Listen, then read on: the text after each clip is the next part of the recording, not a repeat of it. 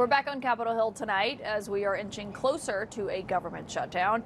Tonight, the White House is making clear what their messaging is going to look like once this funding deadline lapses at midnight. Take a look at what was playing in the briefing room of the White House as I was leaving campus this afternoon. Past comments from Democrats, including my next guest tonight. If the government shuts down, it will be average Americans who suffer most. Critical services and our economy are being threatened with poison pill partisanship. Shutting down the government should not be a negotiating tactic. Hostage taking is all they have left, a last gasp of those who cannot cope with the realities of our democracy. And that last voice you heard there, Democratic Senator of Massachusetts, Elizabeth Warren, is here now. What do you make of the White House using your past comments on government shutdowns? You know, they can actually use them right now, recycle them, because hostage taking is exactly what Donald Trump is up to. He has said that if the Democrats don't fall in line and do whatever it is the Republicans want, he's going to fire thousands of workers all across this country, that he can inflict even more pain on the American people. You know, let's just back up for a minute and remember what this fight is about. A year ago, Donald Trump as a candidate was out there saying every single day he would lower costs for American families on day one. On day one. Those were Donald Trump's words. You may remember that after he got elected, the very first interview he gave, the reporter asked him, "And why did you win?" And he said, "Because I promised to lower prices on day one." Well, here we are. What is it, day 250? And the price of groceries is up, the price of utilities is up, the price of housing is up, the price of school shoes is up. But the big one that the Republicans really can profoundly affect is they've passed a law in July to shoot the price of health care through the roof, throw 15 million people off their health care coverage, and drive up the cost of those insurance premiums for pretty much everybody in the whole country. So the Democrats have this one little sliver right now when we've got some leverage here. And we are using it not to say spend more money on health care, not to say we have this long list, just to say this one thing: roll back the cuts that you're making to health care that are going to push seniors out of nursing homes, that are going to take away health care from little tiny babies and their mamas, that it's going to take away the wheelchair from your neighbor with a disability, that's going to drive up the cost of health care in families all over this country. And their argument on the reverse is they just want to keep the government open, and Democrats are trying to undo a bill that they passed while also extend the health care subsidies that don't expire until the end of December. And what Mike Johnson was saying earlier is you have time to talk about those subsidies, and you don't need to shut the government down. So let me just be real clear. They passed those cuts back in July, and Democrats have been asking, can we talk about those cuts? Can we reshape this in a way that doesn't hurt so many American families? Why do you think they want to undo the cuts they just passed, might be the argument somebody well, would ask. Remember, they passed it on a partisan basis. Only Republicans voted for it. Every single Republican said, yep, I want to drive up health care costs so that they could give away $1 trillion in tax bonuses to a handful of billionaires and billionaire corporations. And Democrats have been saying, they shut us out of the process and we had no power to get in. So Democrats have been saying since July, let's negotiate this. And now what they're saying is, no.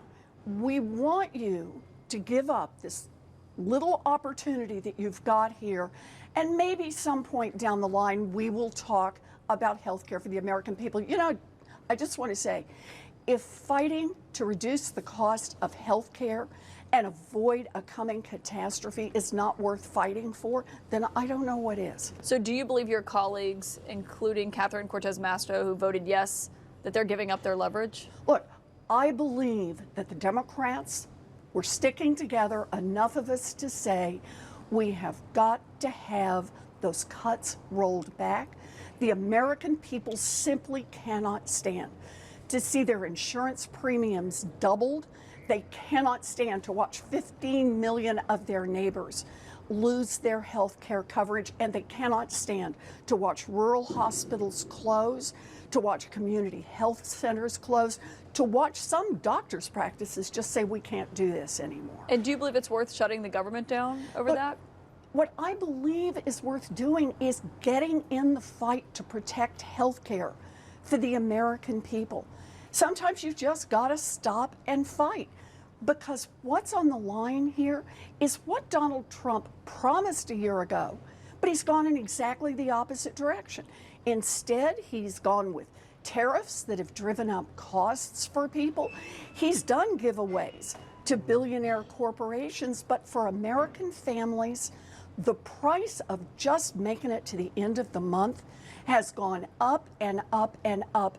We are using the leverage we have to fight for the American people. The question is, once this deadline hits tonight at midnight, and I think we all believe it's going to hit. I didn't hear any solutions from Speaker Johnson when he was here. Keep in mind, the House isn't even here. So the Republicans set up a shutdown, goodness, what, a week ago, when Mike Johnson just announced he wasn't even going to bring the House back. He said they'll be back next week when we asked him when he plans on bringing them back. But I think the question is, if you're looking at this and you're hearing your Democrats' position and Republicans' position is government shuts down, a lot of people, the Americans, are left in the middle of that. How do you get out of a government shutdown? You just expect the Republicans to either meet you halfway on subsidies, undo the Medicaid cuts? Look, we're not asking them to spend a new dollar. We're just asking to roll back some of those cuts. We're asking them to have the funding again for the National Institutes of Health on behalf of people who are waiting for a cure for cancer or for Alzheimer's. What's your response to Speaker Johnson saying that which we just talked about, that Democrats want to give people who are here in the United States illegally health care with the demands that you're making here? It's a lie. I mean, federal law is already perfectly clear. There is no one who is here who is undocumented, who has access to Medicaid or to Affordable Care Act subsidies. He just lies. And the reason that he is lying about this is because no one on the Republican side wants to face what they have done. And that is, they are taking away health care from millions of Americans and driving up the cost for every other American. And even if you're not someone who's directly touched, when they close the hospital near you or when they close the community health center, it will affect everyone, not just the people who were on Medicaid or the people who are getting ACA. It's going to touch everyone. This is a righteous fight, because this is our chance to try to negotiate with the Republicans. Donald Trump has said, don't even talk to the Democrats. We're saying, you have to talk to us. We want to fight for the American people. And are you willing to vote no every time Leader Thune puts this on the floor? Look, if they're not going to sit down and negotiate with us, I'm here to fight for the American people. I am here to fight to lower costs, and we can start with health care. Senator Elizabeth Warren, thank you for joining us here on Capitol Hill tonight. Thank you. We might be back here tomorrow night We may. and in future weeks.